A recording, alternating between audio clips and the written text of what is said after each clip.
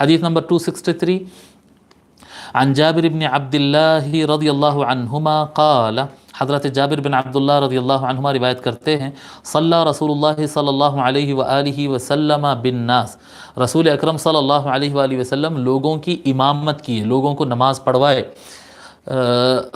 فقرأ رجل خلفہ، تو ایک شخص جو ہے پیچھے جماعت میں جو مصلی حضرات ٹھہرے تھے، صحابہ کرام جو مصلی نماز پڑھ رہے تھے، ان میں سے ایک آدمی بھی قرات کیا، حضور بھی نماز پڑھ رہے ہیں، قرآن پڑھ رہے ہیں، اور ایک شخص اور اس نے بھی قرات کیا۔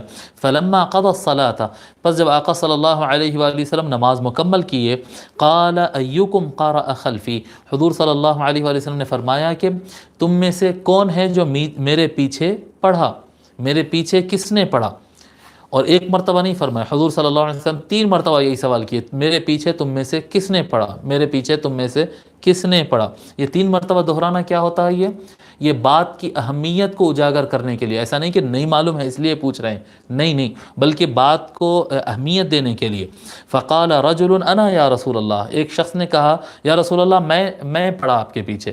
فقال صلی اللہ علیہ وآلہ وسلم، تو حضور صلی اللہ علیہ وآلہ وسلم نے فرمایا، من صلی خلف الامام فإن قراءة الامام له قراءة، یاد رکھو کہ جو کوئی امام کے پیچھے نماز پڑھے تو امام کا پڑھنا ہی اس کے لیے پڑھنا ہو جائے گا، اس کا پڑھنا، امام کا پڑھنا اس کا پڑھنا ہو جائے گا۔